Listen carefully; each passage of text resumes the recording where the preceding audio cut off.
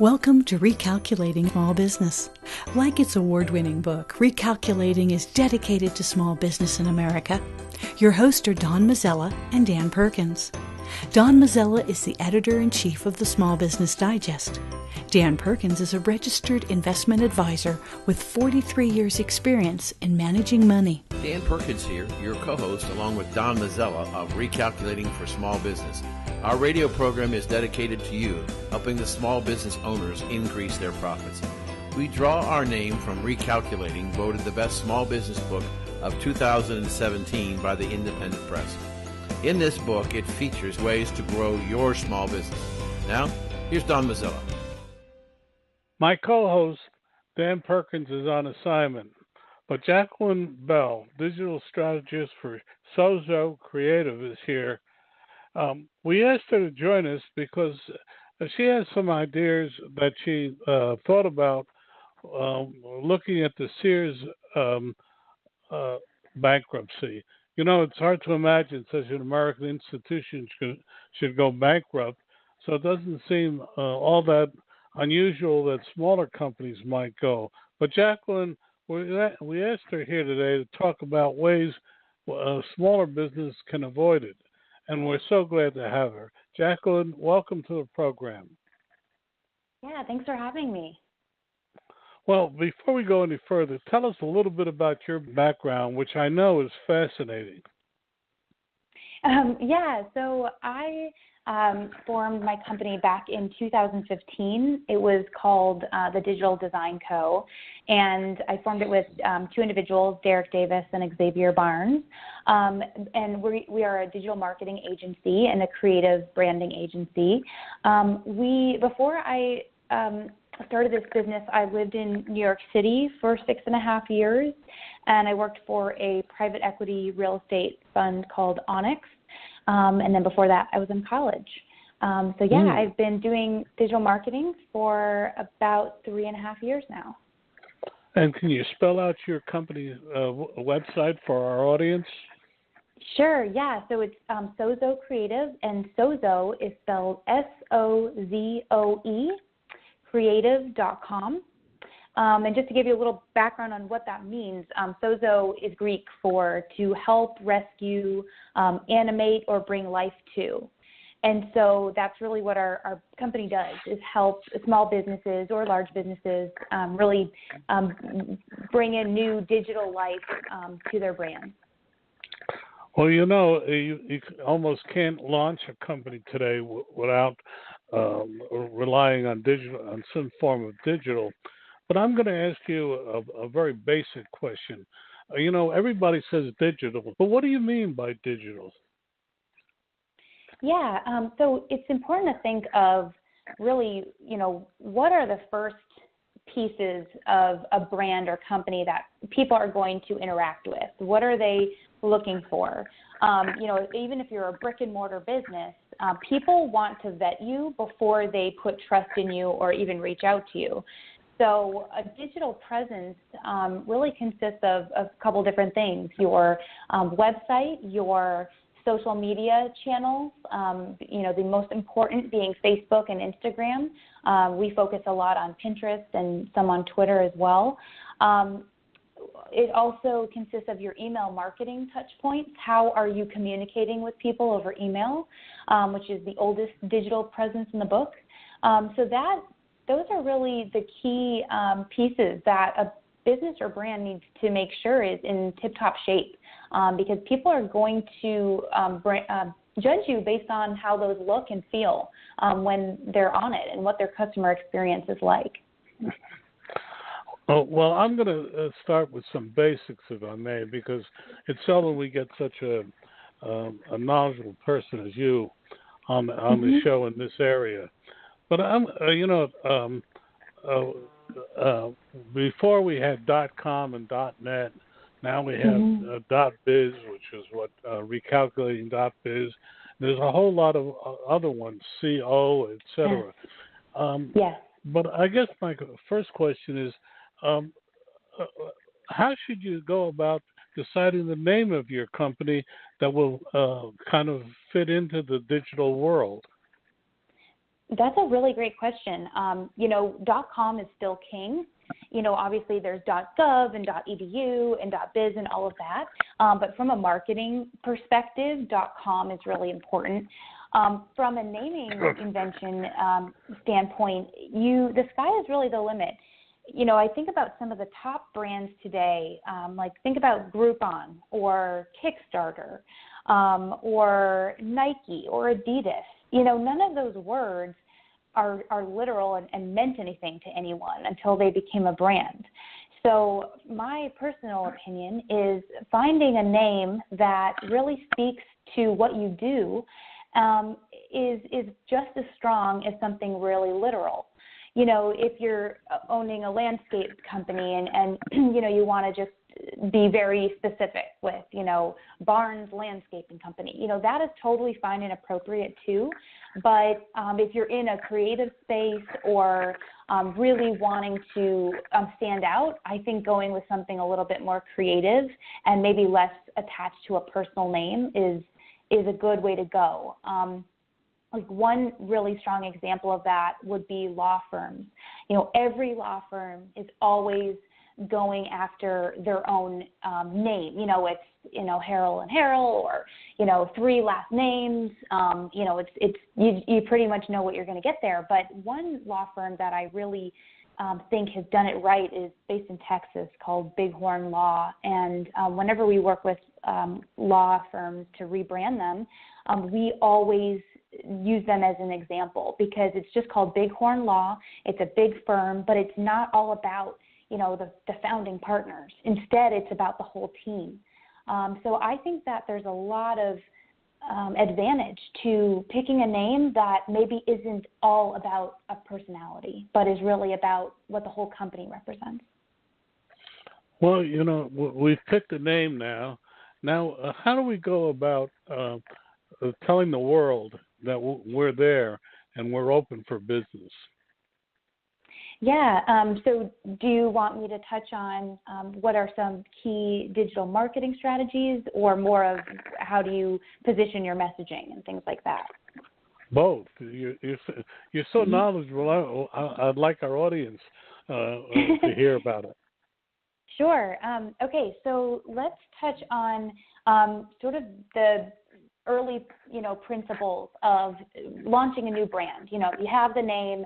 What do you do with it? How do you develop that name into something that becomes a company and a recognized brand and household name? So what you want to do is you want to start by branding it.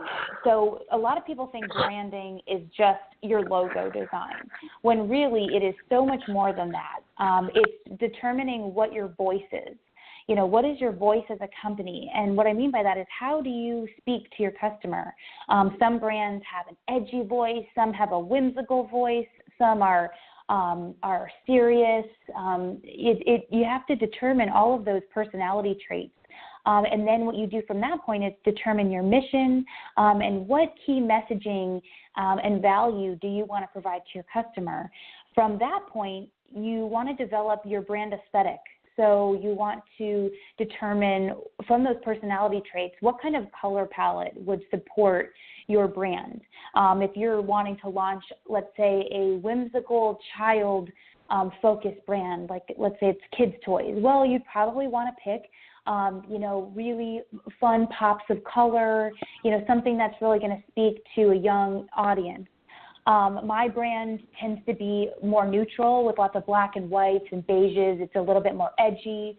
So you want to determine what is your brand aesthetic, what typography supports your brand, and really package that together in a brand guide. And that brand guide is what you should use no matter what going forward with anything that you're putting out visually, print materials, signage, email marketing, your website. Everything should be consistent with that. And once you do that, you're really setting yourself up to hold true to what you've determined your brand to be. And that will help with brand perception. You want to make sure it's consistent so people feel comfortable whenever they're seeing your brand, they know it's you. And then from that point, you can really start developing your digital marketing strategy. There's so many opportunities today with digital marketing, and I'll give you some examples of some of them. The one that we focus on the most and I feel is really the best opportunity for small businesses is social media marketing. Are you familiar with social media marketing? Well, I'm going to say I'm not, because there's always somebody in our audience who isn't. So define it as you would.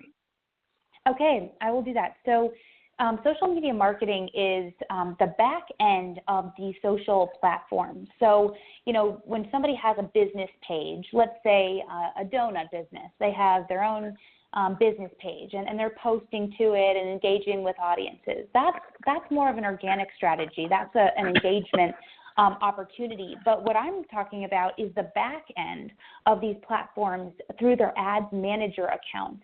And what that means is we can actually set up campaigns and digital opportunities to go after specific people that a company or brand would like to.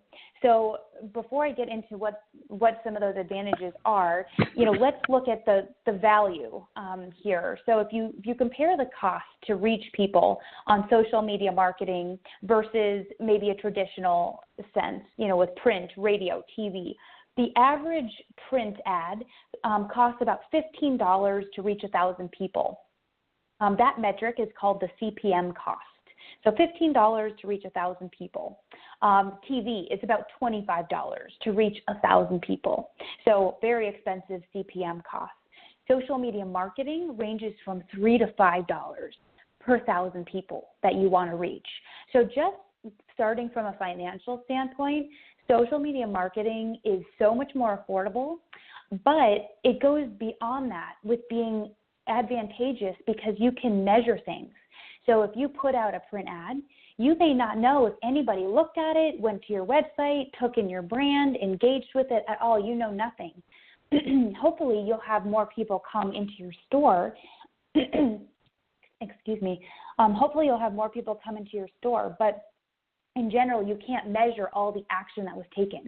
With social media marketing, we are able to measure who clicked on an ad, what their gender was, what their age was, what their interests are, did they click on it from their phone, from a computer, all these little metrics that help us determine the success of the ad. And then to go beyond just the measurement advantage of it and the cost, you can do a couple other things. You can do what's called behavioral targeting. So you can actually target behaviors. You can target people who are most likely to follow a competitor brand or most likely to make a purchase, or people who have been to your website and let's say they added something to their cart. We can follow them around. I'm sure you guys have experienced that, where you put something in your cart and it follows you around on all these websites for a couple days. Well, that you can all do through social media marketing. There's also something called lookalike audiences, where you can actually send them a list, send Facebook a list and say, hey, here's a list of all my email subscribers. I want you to tell me who looks just like this list and find them on Facebook for me. So there's so many advantages to that type of targeting that you can get really specific with who you're reaching and make sure you're spending money on a really relevant audience. And as you develop a strategy like that, that will in return drive really serious conversions at a very high ROI. Let me interrupt you, Jacqueline. We're talking with Jacqueline Ball. She is digital strategist for Sozoe Creative. And Jacqueline, spell out your website for our people. Yeah, it's sozoecreative.com, which is SOZOE Creative, CREATIVE.com. Now you can continue. Sure. Please, because you're making so much sense, and you're giving us a real grounding in it. So please continue. Awesome. Okay, will do. So just to continue on the digital marketing front, social media marketing is an amazing opportunity to really, target people that would be looking for your product or your business. I want to make sure that I'm providing you with different examples of that. If you're a local store or you're a massive e-commerce website that's generating sales online to people all over the United States, these digital marketing areas are for you. That's what's beautiful about it, is it's not just for massive companies, it's for small businesses, and it can be for a business as small as a local landscaper or even a babysitter. You could really go all the way with this if you really wanted to. A couple other areas that I like to mention that support the social media marketing arena would be Google AdWords. So the difference between Google AdWords and social media marketing is social media is more of interruptive marketing. People are on that platform searching for their friends' mini feeds or engaging with pictures, and you're interrupting them with a marketing message that you think would be relevant to them. So that's interruptive marketing. Google AdWords is different. It's search intent marketing. What that means is if somebody is searching for a shoe store, they're going to go to Google and type in shoe store near me, or shoe stores Dallas, something like that. What it's going to do is it's going to populate paid advertising toward the top of the page. So what you can do as a brand is you can pay for that placement to be at the top of the page for relevant keyword searches. There's a really big advantage to that. It is a little bit more costly than social media marketing, but the search intent is there. And so for me, we feel that Google AdWords just as valuable, if not more in certain cases, because people are looking for what you're providing. So Google AdWords is a really great platform to explore on. It's a bit of a complicated platform. I don't think it's as user intuitive as Facebook marketing or Pinterest marketing per se, but you still can watch some YouTube videos and set up your own campaigns if you wanted to attempt that. So along with search engine marketing, which falls under Google AdWords, I always want to make sure to talk about email list building, because those two prospecting channels really funnel into your what I call hot audience targeting, which is your email list. So if you think about the funnel, the marketing funnel from the top down, top being the widest part of the funnel all the way down to the little spout, as your audience gets warmer and warmer and closer to a conversion or a phone call or a sale with you or a lead, whatever you want to call your conversion, they get closer to that conversion as they hear from you more often and as they raise their hand to your business and say, I want to hear from you. So one way that is really, really lucrative marketing is to build your email list.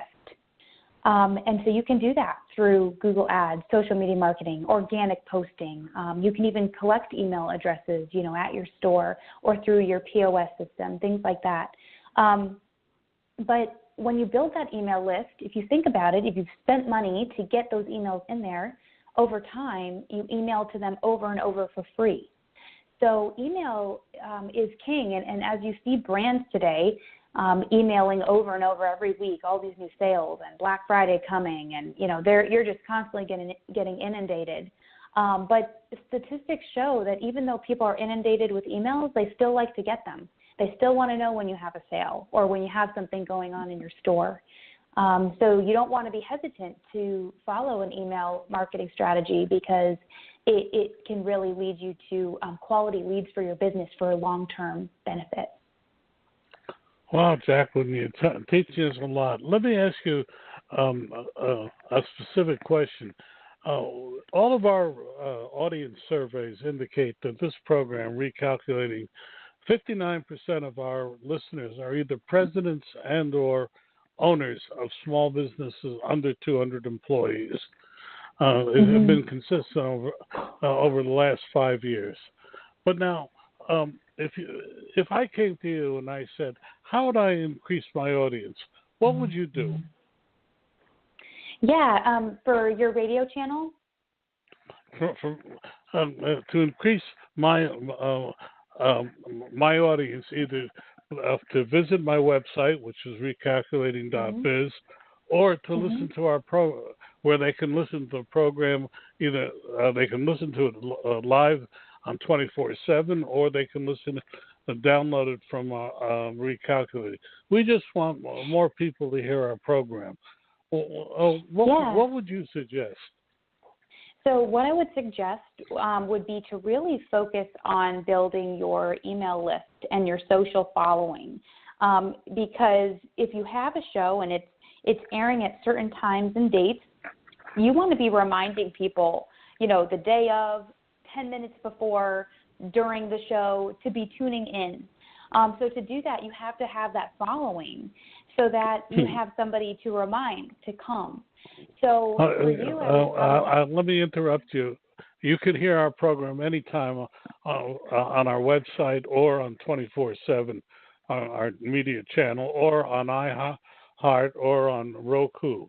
So it doesn't really matter when it appears. It's just that they know about the program and they want to hear it. So that's even better. So what I would suggest doing then is to really build that following, and maybe really focus on building your email list, so that once a new show is released out, for anybody to hear at any time, you can make sure to distribute that to business owners.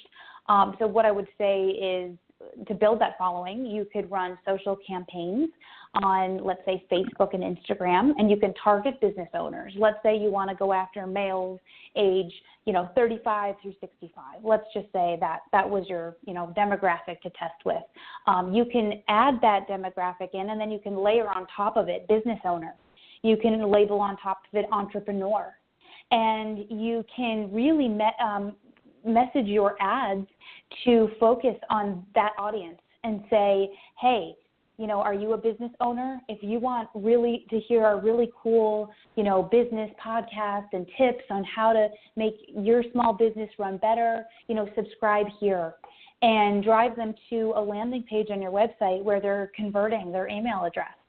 And then it would be on you to make sure that you are actually email marketing to them. Every time a new show is released, make sure you send an email out so they can listen. And if you invest in that audience building and you invest in that email marketing time, over time, you will continue to grow. We're talking with Jacqueline Ball, and the name of her company, I love it, is Sozoe. I love it so much I can't pronounce it. Sozoe Creative. And Jacqueline, spell it out for our audience again. Sure. So it's Sozoe Creative, and it's SOZOE Creative, CREATIVE.com. Well, you're one of the founders of the company, correct? Yes, correct. Okay. In the last few minutes that we have left, what have you learned over the years? The two or three things you'd pass on to small business owners and leaders that you've learned that you think are important? Yeah. So one of the takeaways and things that I've learned from being a small business owner would be to really assemble a team that has the same business goals as you. We have a really amazing talent pool here, and we run our business with the servant leadership approach. And what that means is no matter what someone's position is in the company, we value from the top to the bottom. So what that means is really me being an owner of the company, my job is to support everybody above me. So I really should always look at myself, and any leader should look at themselves as the bottom of the totem pole, and it's our job to support the team above us. And then at the very top of that pyramid are the clients. And so instead of it being a hierarchy, instead it's almost inverted. And so with that approach and humility being at the pillar of what all of us do in our own role, we have a really awesome working relationship, and we love what we do, and we do honest work for companies, and companies enjoy working with our team because they sense that. They sense that humility, and our goal is to always make the client happy. Even if we have a specific design direction and we maybe don't agree with the client, direction they want to go. It's our job to make sure we deliver what the client wants and not push a personal, design aesthetic onto them. So I would say just assembling a team, having a servant leadership approach, and really aligning goals across the company is what I've learned the most and has been the most beneficial. That's really interesting. You're a relatively young entrepreneur. I'm going to ask you a different question. We always talk about how the older managers should manage younger people, but as a younger manager, how do you manage older people? Yeah, that's a really great question. So I work with a lot of companies and clients that have older, team, executives, and then I've been privy to be a part of some of their really important, company directions and discussions. I feel that there's a big shift going on in the whole workplace. I know Starbucks is actually changing all of their corporate infrastructure, which is going to empower more young people. I think what's happened a little bit is older people can tend to feel slightly threatened because the younger generation of millennials and people younger than me even are so tech savvy. They're so fast and they're so smart, and they're just quick. And so, but the young people don't always value the older people's experience, which is so valuable, working for decades and decades and really seeing things evolve and having leadership experience. You can't teach, a 24-year-old right away. And so I think that, I have people that work for me who are older than me, who I adore. And I think it's just my job to make sure that they feel important, they feel valued, but they also feel comfortable to empower somebody younger who maybe has a stronger skill set than them. And I think that all comes down to humility, which is sometimes hard to find when people go into leadership roles. Occasionally humility sort of leaves, and we need it to stay. It needs to be the most dominant quality, I feel. Well, that's a really terrific answer. You're going to be you are successful. But anyway, for one last time, your website for our audience. We were talking with Jacqueline Ball, and she's been a terrific guest. Awesome. So our URL is sozoecreative.com, SOZOE, creative, CREATIVE.com. And Jacqueline, thank you so much for joining us. A link to your website will be on recalculating.biz tonight, where you can hear this and every other past and future recalculating.biz program. And you can also tell us guests you'd like to hear. But in the meantime, we've had a terrific time with Jacqueline Ball. Thank you. Awesome. Thank you so much. It was nice spending time with you. Dan Perkins here from recalculating.biz. I want to tell you about Bob Bethel. Bob's new book is Strengthen Your Business, Fail-Proof Strategies for Small Business. His suggestions are easy to understand and very helpful. Bob Bethel's book, Strengthen Your Business, can be found at Amazon.com or can be ordered at your local bookstore. Dan Perkins with your featured book. Want to know more about health savings accounts for your company or yourself? Go to 2hsa.com and get a free employer's primer. Health savings accounts are a cost-effective way of offering health care benefits to your employees and yourself. HSAs build retirement funds for your employees, improve morale, and reduce your health care benefit cost. For a free employer guide to HSAs, go to 2hsa.com. That's 2hsa.com. My co-host, Dan Perkins, is on assignment. But we have an extremely interesting guest today, Gregg Lederman. He's got a new book out based on his experiences, and we welcome him to the program. Gregg, tell us about your book, whose title is Crave, but I love its subtitle, which I'm going to let you explain. Hey, thanks for having me, Don. Great to be here. Yeah, so the book is called Crave, and the subtitle is You Can Enhance Employee Motivation in 10 Minutes by Friday. And I get asked quite a bit, why did you write this book? And the reason I wrote this book is because so many companies of all shapes and sizes are just suffering from a lack of employee engagement at work. And this is an important book for leaders and managers on how they can invest as little as 10 minutes a week to do something very strategic and very thoughtful that has profound impact on the motivation and commitment of their workforce. It can have a huge impact, as my clients have shown over time, on just bottom line success. Okay, what do you do during those 10 minutes? The concept of CRAVE is based on 80 years of research that says we as human beings, no matter what industry you're in, no matter what level in the organization you are, we crave 3 different things. And again, I went back and I poured over hundreds and hundreds of research studies going all the way back into the 1930s, and I summarized it all into these 3 aspects. 1, respect me for who I am and what I do. Number 2, help me see the purpose of my work. So purpose, meaning, impact that I have. So help me see how I do has purpose, how I make a difference, how it's relevant to the organization. So the first, again, is respect. The second craving is purpose. And the third is relationship. And that's a really important one, because relationship is not just connection with others at work. It's primarily relationship with my boss. And if you follow the recipe in 10 minutes by Friday, then you're delivering the respect and purpose as a manager. You'll naturally be strengthening the relationship that you have with your employees. Well, that's very interesting, and I want to go into it in depth.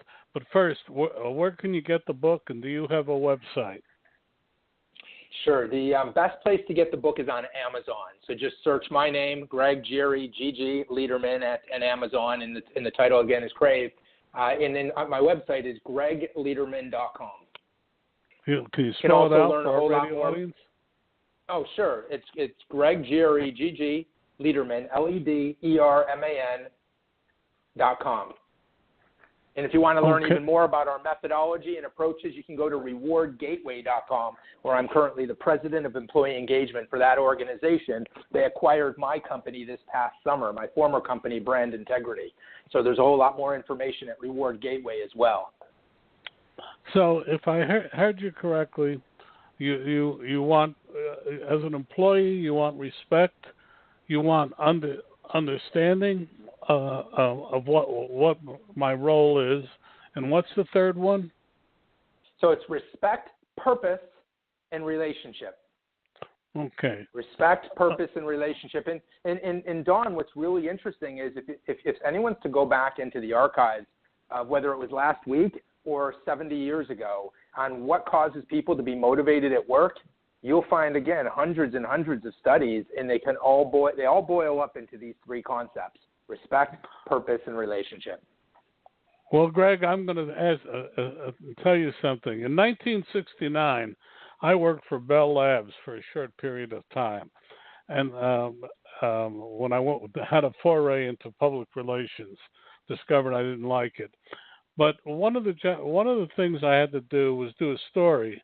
And you're familiar with the Hawthorne studies that were done in the 1920s, and sure. Bell and for the Western Electric, and essentially the study's result was no matter what you did, as long as you paid attention to the workers, that was the important thing.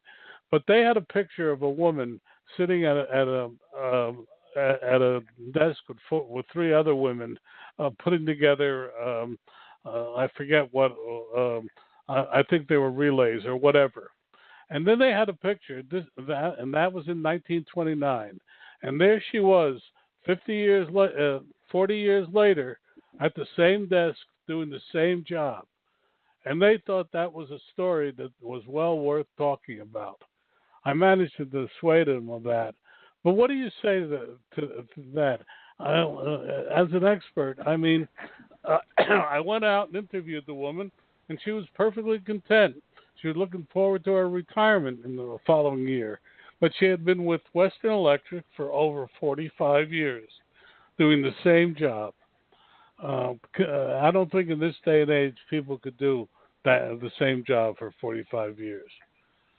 No, I don't think they'd want to do the same job for 45 years. However, when you think about what causes happiness, productivity, and motivation in the workplace, nothing has really changed. In the Crave book, I highlight one particular study in 1955 where there was a study done on one question. And the question was, if you inherited enough money to live comfortably, would you continue to work? Right? If you inherited enough money to live comfortably, would you still continue to work? And Don, what percentage of people do you think back in 1955 said, yes, I would continue to work? Well, I would think it would be over 2/3 at that time. Yeah, 80% of people said, yes, I would continue to work. But the important thing and the interesting part is why. And the reason why was, first, I want purpose. And secondly, I want to do something that makes a difference. I want to feel connected to people, right? So it was the same things we read about today of what people are looking for. This is the human condition. And when we get it, when we feel more, when we get these cravings of respect and purpose and having a strong relationship with our boss, we are happier and more productive. Now, what's happening in the workplace today, Don, is a shame. It's a complete engagement crisis that's driven by managers not being as engaged as they could be. I mean, for 18 straight years, Gallup has been doing studies, and others have been following along, showing that 2/3 of the American workforce is not engaged at work. Well, there's a reason for this, because people aren't getting enough of what they crave, because managers are not giving enough of what people crave. And that's why I wrote this book, because the book shows a manager and a leader how in as little as 10 minutes every week or every couple of weeks, you can inspire people to tap into more of their motivation. And when I say tap into more of your motivation, that's a subtle difference from you can motivate people. Because the reality is you can't beg for or bribe motivation out of your workforce.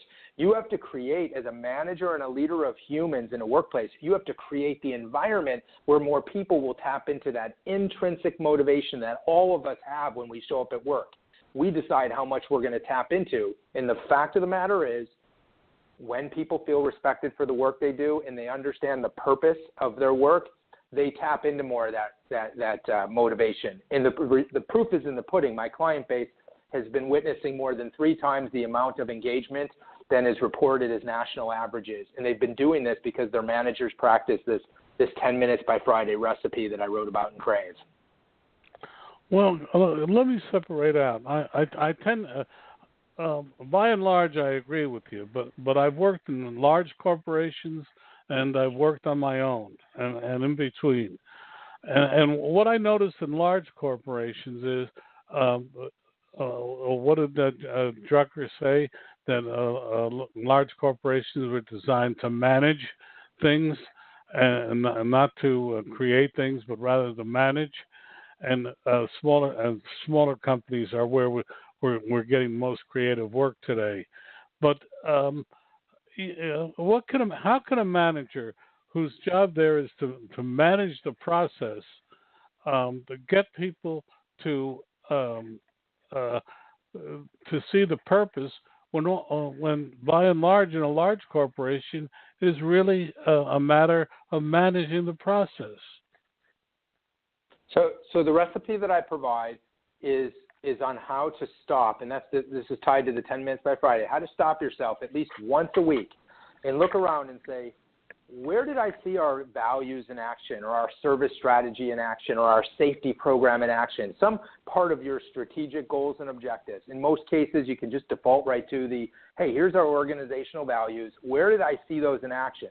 So what we're asking managers to do in the recipe of Crave is to stop once a week and invest no more than 10 minutes capturing and sharing a success of someone living those values. And I provide a very simple 3-step process for how you recognize employees strategically, sharing the impact of what they did, connecting it to a core value, and of course being really specific on the action that they did. So to answer your question, managers need to just stop more often and recognize the successes of those around them. And there's a variety of different ways and tools and technology for doing so. But what we've shown is that when you get managers to practice that 10 minutes by Friday, the business results are accelerated. Engagement goes up, the work culture improves, the customer experience goes up, and then we can start to get to the more tangible outcomes, whether it's decreased turnover in the workplace, improved quality of care outcomes or quality of product, improved customer loyalty scores or average spend of customers.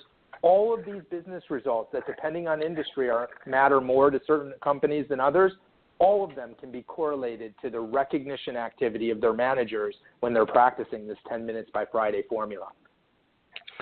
So, again, we're talking with Gregg Lederman. He's got a fascinating new book called Crave. I want to say Grave, but Crave, which is a much better word. But I'm listening to, and I couldn't agree with you more, that we have to keep our people involved and focused on the goal. We've had people in this program who say that the key is get everybody focusing on the goal of the company. But you're just saying that's part of it. You have to also recognize the fact that the employee is valued. Am I hearing that correctly? Yeah, you're absolutely right. But I called it strategic recognition, which means that every recognition tells the action of what they did, links it to a core value or something meaningful to the strategy. And then thirdly, the third piece in the recipe I provide is showing the impact, because that's where, to your point, Don, you're connecting it back to the strategic goals of the organization. And the key is, if you do all three steps, you're naturally showing people that you respect them. You're helping them see the purpose and meaning of their work. And just the act of doing this, capturing and sharing a success in 10 minutes by Friday, just the act of doing it strengthens relationship. So what we've been able to prove through client after client after client is that when you capture and share recognition strategically linked to company goals and objectives, you are fueling that craving that drives the productivity in our work economy, in any work economy. Well, okay. Can you give us a specific example of this recognition and how you would do it? Yeah, absolutely. You know what? I'll leave it to you. You pick an industry. Pick any company or any type of industry that you can think of, and I'll give you a real example from that industry that I've experienced with my clients. So we'll put me on the hot seat here to come up with something.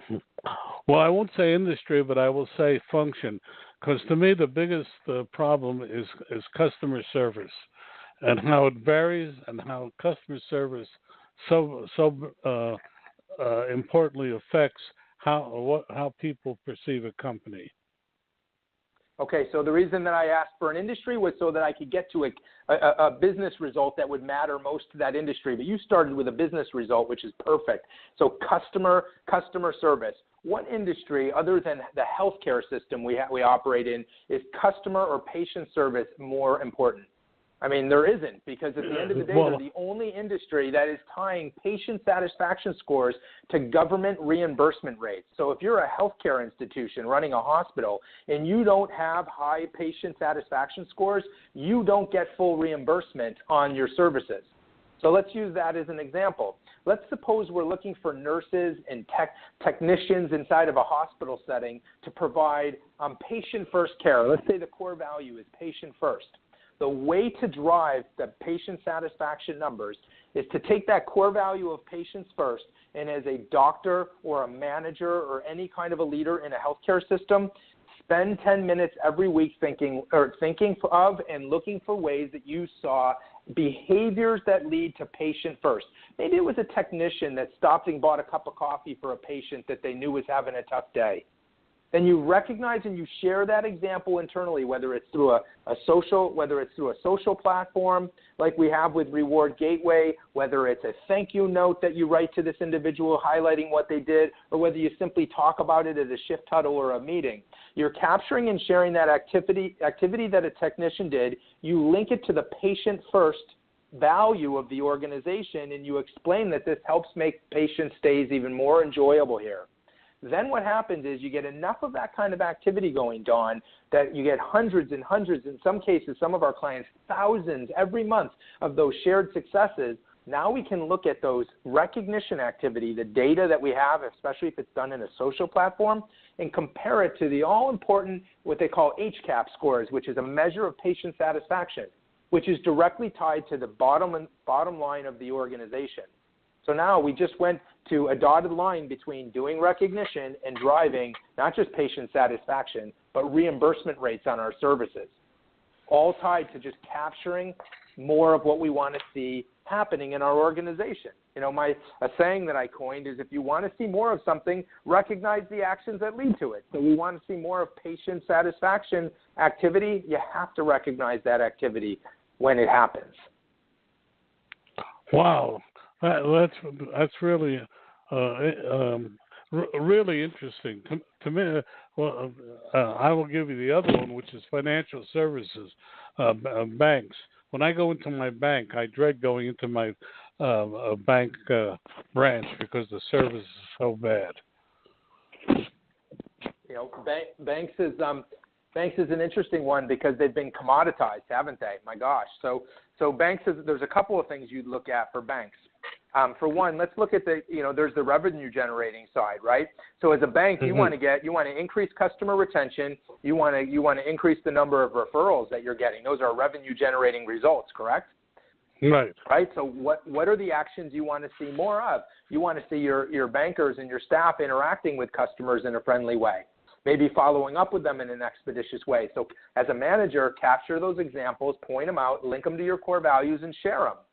At the same time, in a bank, they're behind the scenes. There's a lot happening. So there may be things happening with regards to teamwork internally or helping others out. And when you see those activities happening, you take the time to recognize it strategically. That drives some cost reduction type results, such as lower turnover of staff, less unwanted employee turnover. It may lead to better quality so that you have less mistakes internally that are expensive. If we have less turnover, we're going to have less recruitment expense and training expense. And if we're a great place to work that's demonstrating teamwork because we're constantly capturing and sharing those successes, then the time to fill a job goes down. So it makes it easier to find people to work inside of our bank. So you'll see that the capturing and sharing of successes in a 10 minutes by Friday strategy, my gosh, it has both revenue generating and cost reduction benefits that are very, very tangible once you get managers to buy into it as a management discipline in a way of creating a culture of appreciation inside the organization. Well, our audience is made up of small business. And what I've noticed is that in a study that we are in the process of completing is that there's a real dichotomy between the older leaders of small businesses and the younger entrepreneurs. And arbitrarily, I'll say the over 40 crowd seems to be still more autocratic than the under 40 leaders. Let's talk first to the over 40. What do you say to leaders who have been successful by doing it their way, and how do you get them to kind of ease their way into your approach? First, I'd ask those older folks to realize that we have a really unique situation in our work environment for the first time ever. We have 4 generations coming together in the workplace. So you're talking about the baby boomers that might have a more autocratic type of approach to leadership, but then they're working with the Generation X, me and my generation. But then we've got the millennials, 70 plus million of them, and the 4th generation coming into our workplace is Generation Z, born after 1997. They are starting to enter our workplace. So again, we have 4 generations coming together. What I would tell these leaders that have more of a old school mentality on how to lead, I would have them first focus on what do all these generations want? Where are we all more alike than unalike, Don? And I'll tell you, there's 3 things the research tells us where these generations are more alike than unalike. 1, they all want growth opportunities. Everyone across all 4 generations, the research tells us they want good managers who care about them, and they want jobs that are suited for their talents and interests. Of course, those are 3 things everybody would want. But what that older style leader, that baby boomer needs to realize is that the younger generations, in addition to growth opportunities and good managers who care about them and jobs suited for their time and talents, they want a little bit more of a few things. They want more of a sense of purpose. They want more frequent communications, and they want to connect and collaborate via technology. And if you're going to go with that old school mentality, it's going to be incredibly expensive, driving lower engagement inside your organization. And again, the younger generations, they really want three things. They want a sense of purpose, they want frequent communications, and they want to be connected with and collaborate via technology. You can't fight it, right? And here's one other thing, Dawn. They all crave the same three things I mentioned earlier. Doesn't matter what generation you're in, it's your job as a leader to fuel the work environment with the respect, purpose, and relationship that everybody craves. You know, I agree with you on everything you're saying, but let me. Last week we had someone on the program that put a interesting spin on everything. This younger generation thinks they deserve everything, and the older generation believes that you have to earn it. How do you reconcile the two? So I think it's pretty wide sweeping to say that everybody in the younger generation feels that way and everybody in the older generation. I know you didn't mean it that way, but we do tend to generalize a lot. I know, because I do a lot of coaching with executive leaders over the last decade, and there's a lot of those generalizations.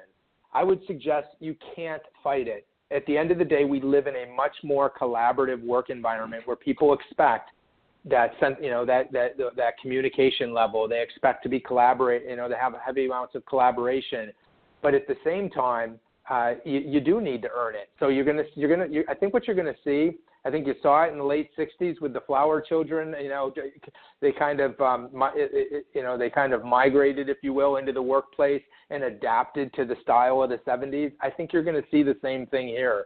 Millennials are going to have to give a little, and so are the old timers, if you will. They're all going to have to give a little to what's the new way of working. But if I was to bet on any of them, it would be on those millennials who won't think for a second about jumping ship, and they become very expensive to replace. You hit the nail on the head, and you're saying the replacement, it's an expensive thing. I'm trying to reconcile what our guests are saying, and you're not the first guest to say this, nor do I suspect you'll be the last that's saying that us older guys need to change.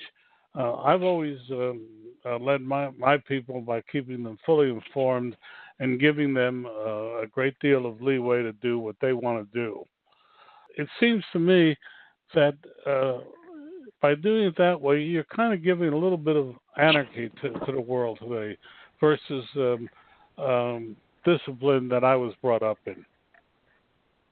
So, you know what, let me share a couple of stats with you, Don, with you and your readers that you might find interesting. This is some current research, okay? 70% of employees today say they wish they received more recognition. 70%. Is that absolutely amazing? 70%.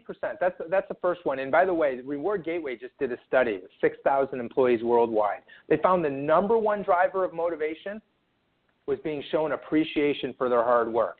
So that's the Reward Gateway recent study. So 7 in 10 employees, they crave more motivation from their managers. Now, check this out. So now you're talking about some of the old time folks, as we said, that have a way they want to get things done, right? They're somewhat autocratic. But at the end of the day, can't we all agree that what they want is they want people to work harder? They want people to work smarter but work harder. They're looking for people to put in a little bit more effort. Is that a safe assumption? We want people to work harder. Yes, but putting in that extra effort, I don't know. I was brought up with the idea you go 110% in whatever you did, whether it's on the football field or at work. No one had to tell me. So Don, so that's great. That's what you were brought up with. But today, the knock against the younger generations is they're not working hard enough. Is it not? You can say yes, because it's true. We hear it all the time. They don't work the same way. They want all this freedom. They want all this flexibility. And I hear it over and over again. We want these folks to work harder. It's okay to say yes. I get it. If I lined up 100 CEOs that are 60 and above, they all would say yes. I'd love for people to be inspired to work harder. 79% of employees say they would work harder if they felt their efforts were better recognized. Nearly 80%, 79% say they'd work harder if their efforts were better recognized. Couple that with some other research that Forbes reported on that says 88% of people go home at the end of the day and they don't think their company cares about them as people. Think about that. Almost 9 out of 10 people go home at the end of the day. They don't think their company really cares about them as people. So here in this book, Crave, I've provided a recipe for managers, whether you're the autocratic style or you're the super collaborative, get everyone in the buy-in style, it doesn't matter. It shows you a way that you can enhance motivation in 10 minutes by Friday by just stopping, capturing, and sharing a success in a very strategic way. You have to follow the genuine strategic approach that I provide, but it's helpful and it works for any kind of leadership style. Because if 79% of people are saying I'll work harder if I just felt like my efforts were better appreciated, and 70% of people are saying I don't get enough recognition at work, then this is a terrific recipe that costs almost nothing to do and everybody wins. We just simply have to buy into the idea that we must recognize what we want to see more of. Simple as that. I certainly can't argue with you. We're talking with Gregg Lederman, Crave. His book is Crave. Your websites again, Gregg? GreggLederman.com or Reward Gateway, where I'm the president of employee engagement. Please spell out your website for our radio audience. Gregg, Gregg, Lederman, LEDERMAN.com. Yep. Okay. You know, Gregg, we have just a couple of minutes left. Would you like to? What would the final things you'd like to say to our audience? You certainly made a case for your book, but what other things would you like to add? Well, as I mentioned, if you want to see more of something, you got to recognize the actions that lead to it. And I'd like every single person listening to this radio interview here to walk away and realize that they have the power to make the world a better place to work, or at least make their workplace a better place to work with a time investment of as little as 10 minutes by Friday. All they need to do is make strategically recognizing employees a weekly habit. And if they do this, I promise them they will become a better leader and they'll accelerate more of the business results that they want, as long as they're recognizing the activities that lead to it. That is the big idea I want people to realize, is they truly do have the power to make the world a better place to work and do it by recognizing employees the right way. Okay. We're talking with Gregg Lederman. His book is Crave. And your website again, Gregg? It's GreggLederman.com, GreggLederman.com. A link to that website will be on recalculating.biz tonight, where you can hear that and every other past and future recalculating program, and you can even tell us of guests you'd like to hear. Gregg Lederman, thank you so much for being with us. It's been the half hour went by really quickly. Hey, Don, it's been fantastic to be here with you. Thanks for having me. Dan Perkins here from recalculating.biz with your small business tip of the day. Small business funding is easier these days thanks to a new breed of lender called fintech lenders. These internet-based lenders cut the time between applying for funds and getting the funds to just hours instead of months. They also make it easier to repay your loans, but their costs might be a little higher for their service. The next time you need dollars for your small business, try them. You might like the change. I'm Dan Perkins for recalculating.biz and your small business tip of the day. Dan Perkins here for Songs and Stories for Soldiers with your veterans tip of the day.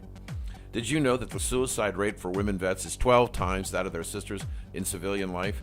Did you know that 1 in 4 women vets feel uncomfortable about talking to people about their mental health issues? Did you know almost 600,000 women vets in America are suffering from PTSD? It's time to help. It's time for all of us to encourage our sisters, mothers, and wives to get help by contacting their local VA hospital, clinic, or community-based health care center.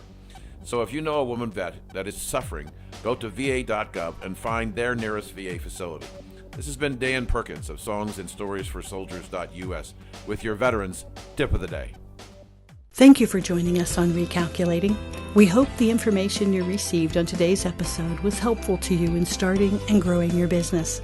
Please go to our website, recalculating.biz, to contact us, to listen to past shows, and see special offers. Until next time, remember, if you grow, we grow. Join us next week for more helpful ideas to make your business a great success. Recalculating, a program designed to help you be successful.